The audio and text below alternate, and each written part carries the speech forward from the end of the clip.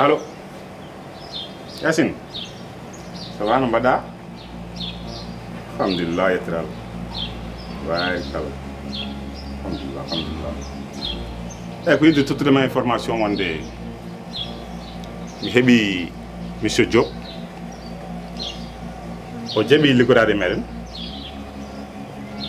franchement omo jogui hen kadi coftal manggal bon mi anda noon holko tagui ko saabi ngal on coftal mi anda ko yidde mo joftor walla ko way noon kono kam omo jogui hen coftal manggal min kaldi min pamotiri joni noon détail uji ɗi ko fate billet makko d' avion e ko fayi noon ɗeɗon gueɗe foof mami nodde gara soit gara bureau walla mi nodduma téléphone ƴeewen no deglirɗen ndiɗon détail uji inchallah ɗo joni kam gonmi koye yaltude mais t'inquiète pas ko wawi wonde foof mami nodde toute façon kam yo haqqille ma deñ omo jogui hen coftal kadi mbeɗa ɗamini inchallah ma en keeb kaw so Allah amɗo jaaɓi t'inquiète pas no mbiyamni ko noon warata so Allah jaaɓi inchallah Diarra merci beaucoup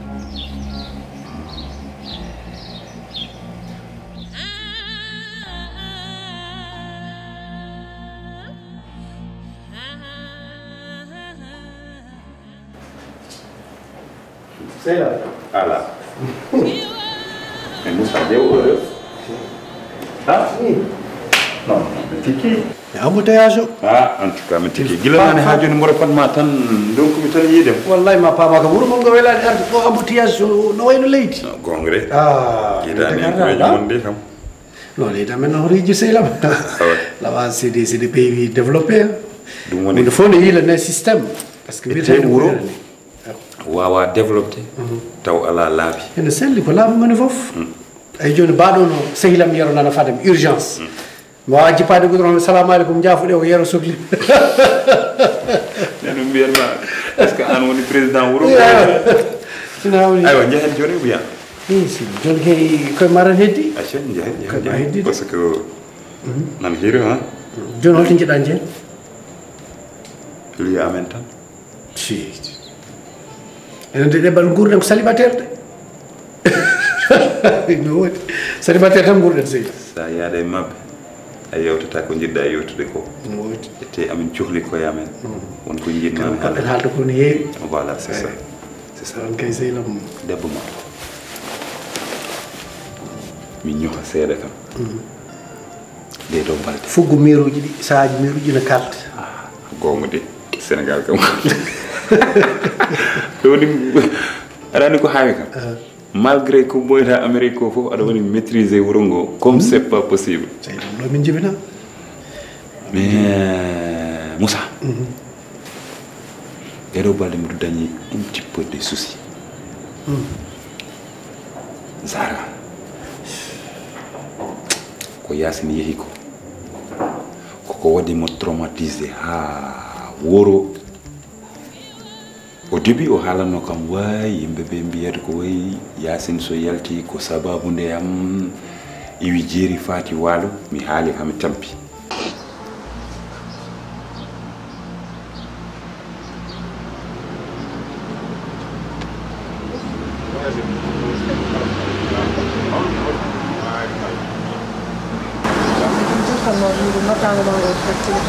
effectivement ça me concernant liggéey combat pour maintenant heɓi Diop concernant karal ko ko premier billet première classe sukkude ni mi waɗima réservé résidence pour organisation mine hoore ɗon gonami à côté comme ça to mbiɗa waɗi contrôlé ko waɗa donc la information ɗo waɗɗanimi dal après bon pour pas restauration il me donne dans les bonnes conditions. Si tu as les conditions pour nous dire comment ça va les bonnes conditions. Comme ça, on va répondre à la information. C'est l'idée. What is Jonathan? What is Jonathan? I have been more already computer local for me. I want to live for the world. I couldn't get them for in the country. About that, the last student thanks on them. Pour l'instant. O sewi ko toɓuɗa restauration makko crédit makko waɗawa ɓen ɗon hen fof so tawi e nder yolde hakkude he a dañi probléme aɗa wawi tan wadde contact awde kon contact tan komi addana haalis ko mbirumami ko 500 000 won ɗo. c'est bon on mbaɗi noon komi feñiɗo Tout ce qui est restauration normale pour aider. Quoi, on peut se tenir au courant. d'accord inchallah merci Y a pas de souci. Jarama, Bon courage. merci Jarama. Bien téléphone makko so soni somo noto o yiɗanmi o yiɗata mi faama tigui rigui elle n'est pas à l'aise quoi tu vois mi waɗimo rassuré ha tampumi ndunko ko momi parce que je l'ai dit que mine Yacine gasi o jaɓalɗo mais noon sehlam to woni ɗo de ko kewɗo jewtidi kono to woni ɗo kanko aɗa andi probléme makko fof ndeysan o sikkata ko yimɓe ɓe ko Yacine yeehi ko sababu nde makko walla kanko wela ɗum walla kanko wi alhamdulillah rabbil alamin ala ndeysan ƴeew ndeysan to woni ɗo tan ko yo wiye Yacine arte juuɗe ma e galle mum nana welde joom galle mum ko nder ɓurata fewnitade galle o mbiyam ɗum ɗon kay an ko addi Yacine koko ɗum adduma ya jooɗo e galle ma kuufa sukaɓe ha Yacine daaroy foof kono noon sehlam Yacine ko garto ko gañata nande ko jogorɗen haalde restaurant ni sarda ɗo kalten ɗum oto tampinoma artude ko garto ala kulli haali ko fewre hen ko yoro hen ko foof ko ɗum sukaɓe jiɗi sukaɓe mbatti joɗa no nodduma no mbiyo yummaɓe artu andene sehlam saɗi aɗa yiɗi sukaɓe ma kay ma jiiɗa ko takkimo woni jewtannumami ko yewtere Zahra aɗani waɗa hors sujet jehen gila men hir minen ndema tampi minen ndema tampi kala no gaddumi haala Yacine ko probléme anne acimi daƴƴe minen umma jeeya an yiɗi tampinde hoorema i hono tampinema mi jetti décision mi ruttata ko hen caggal ma rutta hen caggal so tawi tan jod ala jod so tawi tan min e ma ko hanki ko no lutti ha joni somi wima Yacine garto tan Yacine garto wallahi billahi Yacine marto ya barke alhaji Amadou Kadial kudde tina lewiɗo premier ndi joni ya barke wolum nere ko garto umma jeeya accu yawde wonde salamu aleykum ɗo ko gallam décision finale te revient me revient umma jeeya ha yeeso ko lawol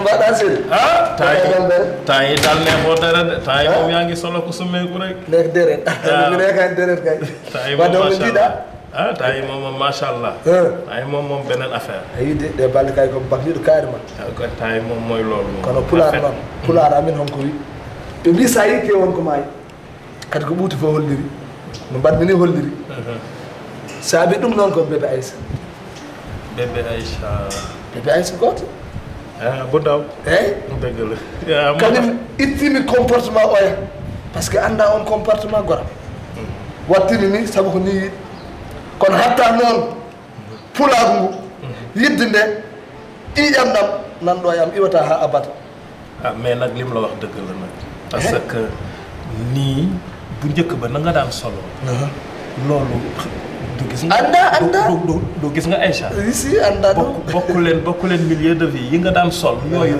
àll ba la yem wallahi soo bëggee def ak moom danga koy fekk si wallahi wala moom mu solo ni ngay solo mu fekk si la te yow nga fekk si ko moom moo gën a yomb min mi waɗani ɗum woni stratégie pour mi wawa hebde hakkille makko mi wawa hebde kadi amour makko dëgg la neɗɗo aɗa wawi comportement wona ɗum woni pulagu ko ƴiƴam ɗam e yidde nde e ɓerde nde ɗum woni pulagu ɗum hami maaya ko hen gondanmi loolu day ànd naa ci defaru solo ba mu baax bokkut ak li nga doon waaw loolu moom ànd naa ci Amadou ñee naa la nag jamono yi ay koy wel kon kay gis naa leen yéen ci dem ak digg nga solo ngay macha allah ay dem di ko ala waɗi kam simbe maa ngi lay xool maa ngi toog fii waaye lépp lu xew ci biir maa ngi koy gis ala welal ko ba sax dama siiwat naa ka wara siwde tan kay barki sa ɗum ɗo sood warga suukar nene fof bitik mo muusi juuf sood 5 kilo ma suukar cooɗa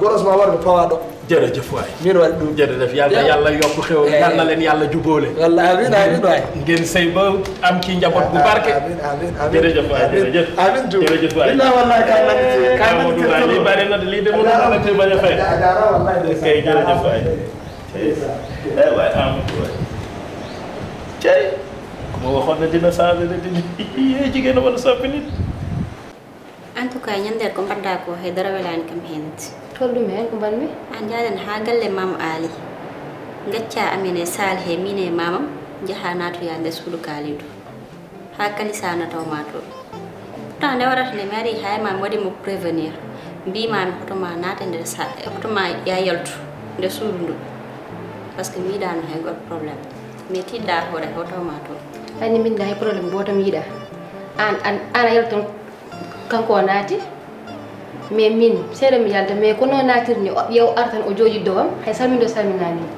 aɗa mi hay probléme goto mi yiɗa ah bon eyey mais ko an waɗi ndax nde garmi mbimami yaltu won garowo a fonno yaltude ndax min añde probléme tax mbimami ya yaltu an ma copine ayndi mbiɗa kaari min ɓooyi e kadi mine ma an joni dal kalisa gonanɗa ɗum wona lawol de wona ɗum de wona kalisa gonanmi wona wonanani mon hay goto e mon mais c'est juste que probléme gañanmi te ñandere mi haalanima kalirde to rewde e kalisa en tout cas min da watta provoqué hay goto kono so way kam provoqué rek min waɗan provoqué dede mbiɗa gorko ari o ari ɗo yettima ɗo no ɓe mbiyata nde mi winama min somi ngati hunde tan ko ma taƴa peeje ma tan mi nanduma an ala ko donkuɗa ay kisma ko neɗɗo e feccere e feccitande ko ɓeyda hen ko ɗum tan wawi ɗum woni rôle makko ƴeew mine makko escalier par escalier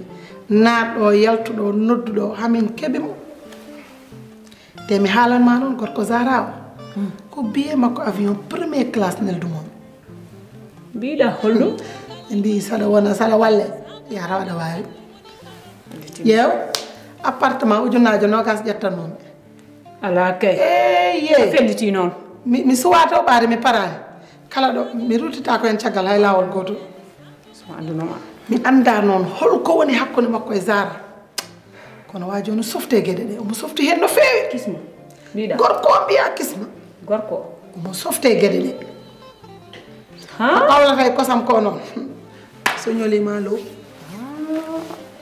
ƴeew ha an min mi wimo somi ngati hunde ko ma taƴa mi yeehi komi keñiɗo e woppuma ɗo an aɗa wadda e dutuji ma min arani somi ngati hunde ko ma taƴa jom peeje an andama natta e ma jeew min naji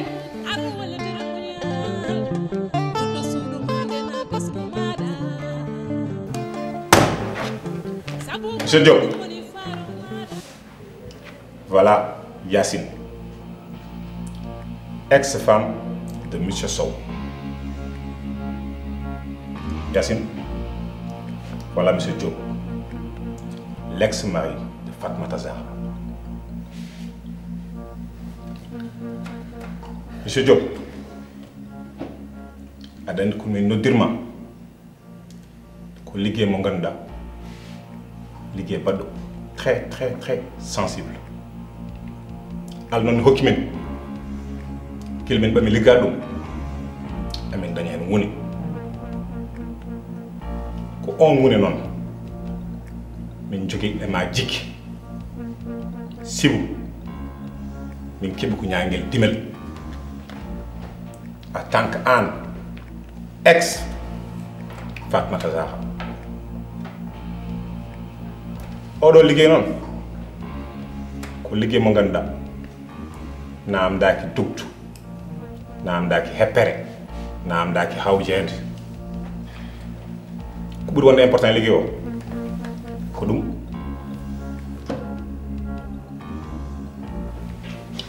Yacine haɗa wutti fondede jullare yato jomum tawa eyyi kisma min haalam hewani hen min ala ko cohlume gueɗe hay dara so wona heptude joom gallam goɗɗum ko wona ɗum ko mi sohlani ɗum tagi mi yiiɗa hen jumnade ga saabu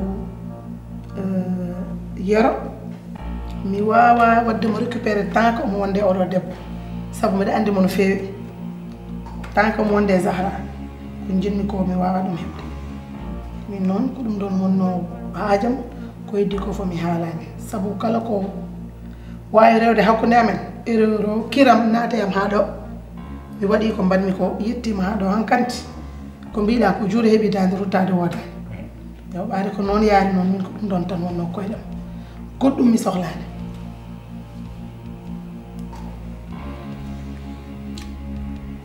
nani haalama mais est-ce que j'ai l'air d'un minable d'abord? Raison pour laquelle j'ai confiance. Très bien. Et on n'a pas le droit à l'erreur. Je le dis, je le répète, parce que j'ai l'habitude. En fait, mi weltima no feewi liggudade e mon pour deux raisons. L'une c'est pour vous prêter main forte, mais l'autre c'est pour me venger. Puisque ngarmi ko yoftade sabu Zahra mi woppani ko. C'est elle qui m'a flanqué la porte au nez. ɗum ɗon noon ene muusimi haa jooni ɗum ɓuri ɓeydude taxte jaɓmi contrat o ɗum mais mi meeɗa jaɓde contrat baɗo ni mais mi meeɗa weltade aussi haa ɓura o contrat et vous n'aurez pas de déception sur moi. Donc vous êtes déterminé? Ça marche. Yacine?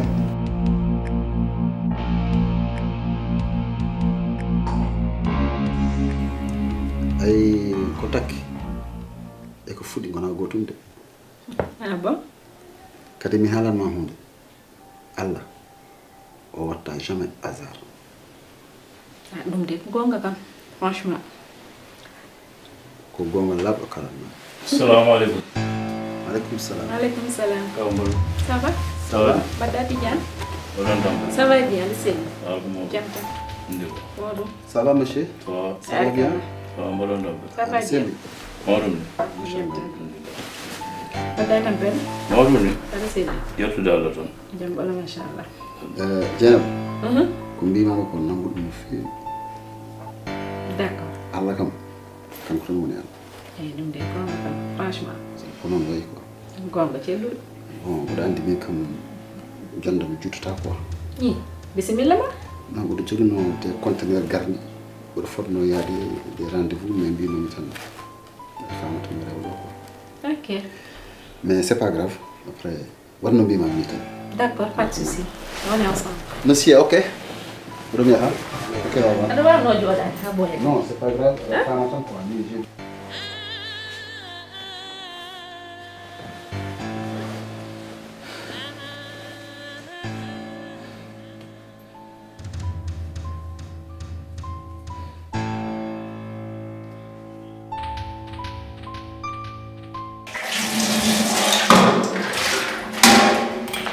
donc bone fewno anga waɗa jeje ɗum Wallahi min jittima teeɗo e waram.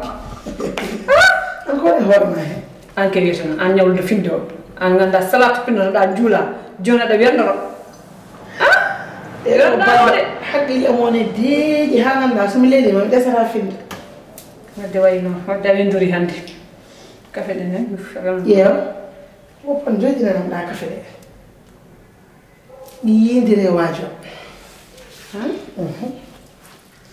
ɗeɗo baɗɗo ma ha yiyani wadde aɗa softi.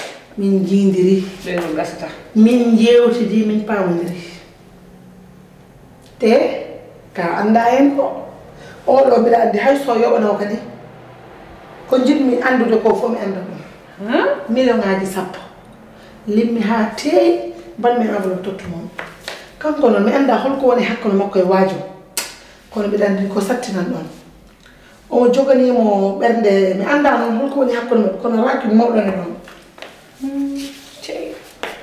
joni noon min kam mi anda goɗɗo kono min kam ɗo gonmi ɗo min kam ko yiɗi fo yo won tanke ɓe dañi ko cohlunomi ko gasi walla mi café men mi fewna sabu an kam nen somi faɗinama hannde mi ñawlata yata Ay ligguey o heewe hooram tan. ala joni kay a yafa fewna hoore an kay jokkit tan ko Billahi wondom tan. Ndam. Kede dam.